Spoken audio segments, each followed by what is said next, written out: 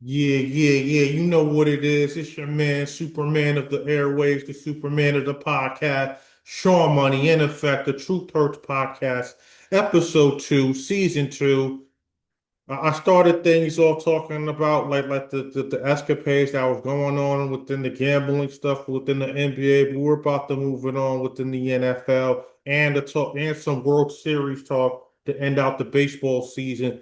Right now, NFL, I would call this the 360. Everything to me like that's what's going on with the NFL went into 360. And now I'll explain what I mean by that. The teams who we thought were it were finally exposed, in my opinion, yes, within week 9.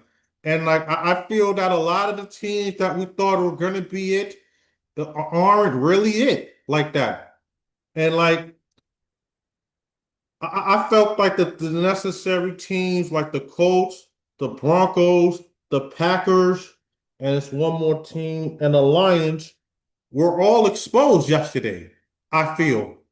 To like this is the team that they really are. And like, yes, they're 6-2, 6-3, 7-2, 7-2, and above, and still leading within the division. But these are some beatable teams, in my opinion, heading down into the second half of the season. And we're really gonna see now who are the teams that are really hungry, who are the teams that really want these playoff spots coming up.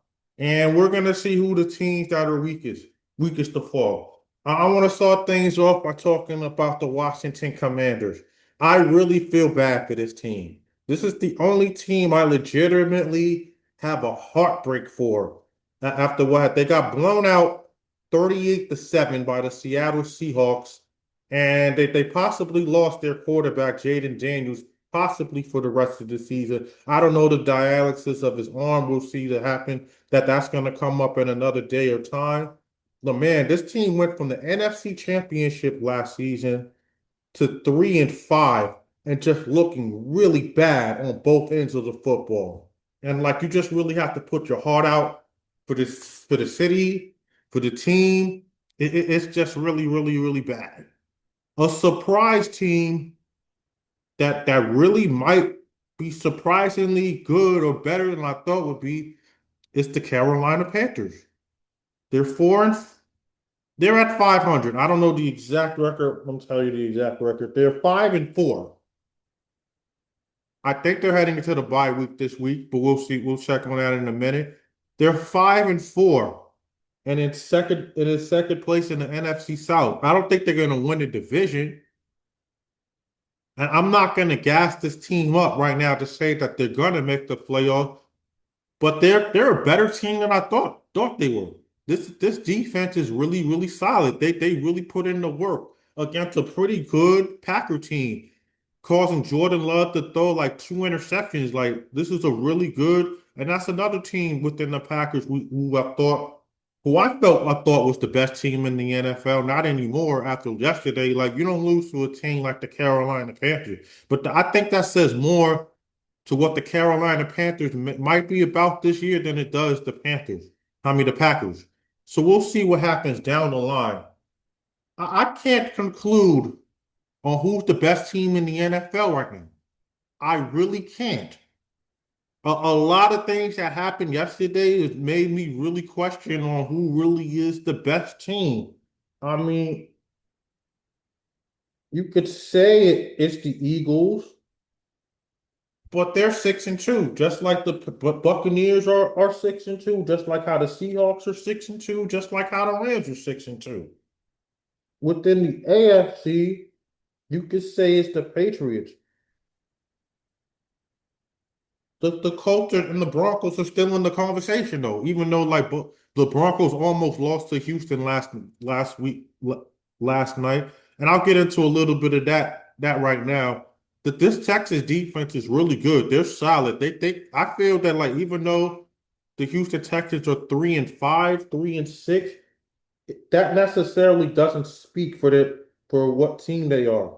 Because they're 3-5. That doesn't necessarily speak to the type of team they are, thanks to this defense. And if this defense holds up, I think the Houston Texans is gonna at least finish out 500.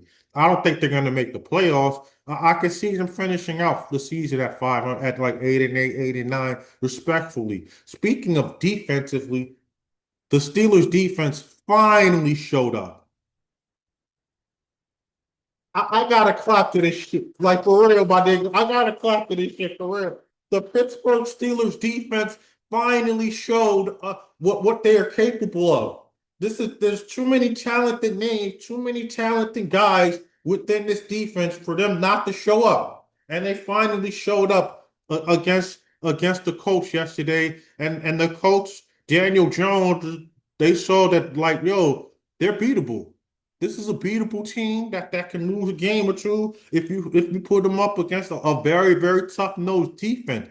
And the Steelers finally showed me that yes, this is the team that I expect to win the division this year. And I think the Steelers are going to win the division, I feel. I feel a lot more confident and a lot more comfortable that yeah, you can't count out Mike T and this staff, man. Like Aaron Rodgers is still dangling the football, pause, at 40 plus.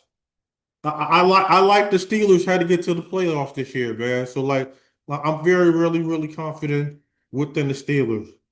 A team that you shouldn't be confident at all, which I've been trying to tell you niggas all fucking year, is the New York Giants. Can we finally admit that it's over with? Can we finally sit y'all next to the couch to where the Jets are at? Can we finally say, can you Giant fans really admit that Daboll and Sean is not it? They're not it.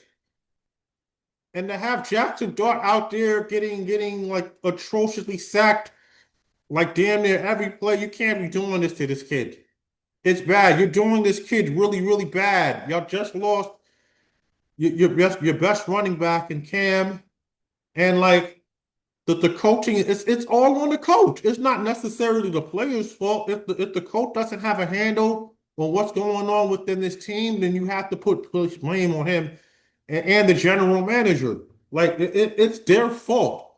Can we finally put the nail in the coffin of Brian Dable and Sean as the coach and the GM here? Because it's really that bad within the Giants right now.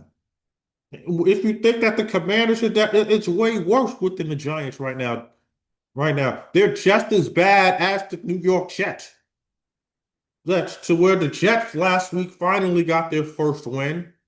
I think we finally saw like what the Jets are really capable of and can be within the future under Aaron Glenn. But it still remains to be seen. I'm not giving my hopes up as a Jets fan, but I feel a lot more comfortable with the Steelers moving forward. I don't know what's going to happen within the second half compared to like I had a better idea. I had a better idea in week 8 than I do now of what's going to happen. I'm gonna have to look at a lot of videotape just to even see how the playoffs is even going to land out here because things is just going to be happening. I know the Buffalo Bills is looking good. Like who knows who's going to win that AFC East? It's going to come down to the Bills and the Patriots. Who knows? I think the team that comes out of there is gonna control their own destiny heading into the AFC Championship. Whoever is, whether it's the Bills or the Patriots. I'm not counting the Chiefs out yet, even though they're 4-5, I believe. 5-5. They are 5-4. I'm not counting the Kansas City Chiefs out at all. Like even though the Chargers are looking good and the Broncos are looking, I think the Broncos they're not as good as what we thought they were. That the I think the Chargers are going to win the division, but then the Chiefs is going to by the last second is going to end up getting that last playoff spot. It doesn't necessarily mean that the Broncos are going to be looking inside out here.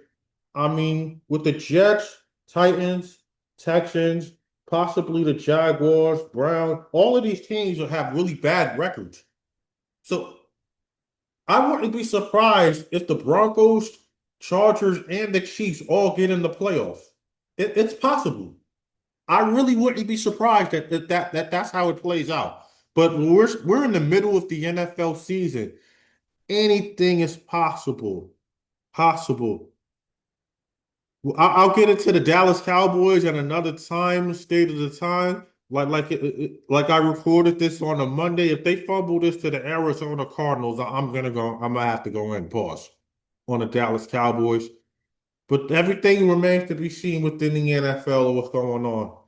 World Series. I would have to say that that was the greatest World Series I witnessed within the last 25 years. What a series. Ohtani, I think he's the GOAT. And like I gotta give my hats off to the Toronto Blue Jays. They're a tough team. They're tougher than I would have even fathomed of or imagined. They got some guys on that team that is tough known. I give them all the credit in the world. But shouts to the Los Angeles Dodgers for winning back-to-back World Series titles. It took 7 games. I thought the Dodgers was going to finish it in like 5 or 6, but it took the 7 game. It showed me like the Toronto Blue Jays are as tough as nails and that they're going to be back next year stronger than ever, I will feel. And that's going to be really hard on my Yankees next year. So we'll see how that plays out next year. But that was the best World Series I've witnessed in 25 years. More specifically, Game 3 and Game 7 was my favorite out of all. Game 3 went 18 innings. Ohtani just nailed a clutch game tying home run, and then he was able to pitch Game 4. He pitched more immaculately in Game 7 than he did in Game 4. And like the Dodgers get paying him all the money giving him the bag is paying off. They've gotten 2 back-to-back rings out of paying off this guy. And Ohtani, this kid is special. He's special. I think he's already the GOAT, if you ask me. And like he's going to be the dominant force within the Major League Baseball coming up. Like, I mean, you got the collective bargaining agreement ending at the end of next season. I hope this doesn't fuck up, bro. Baseball is getting better than ever. It's like literally the best sport in the game right now. And like that was a tremendous World Series. It's tough to go back to back. I explained it earlier. Like baseball is literally the toughest sport to win back to back.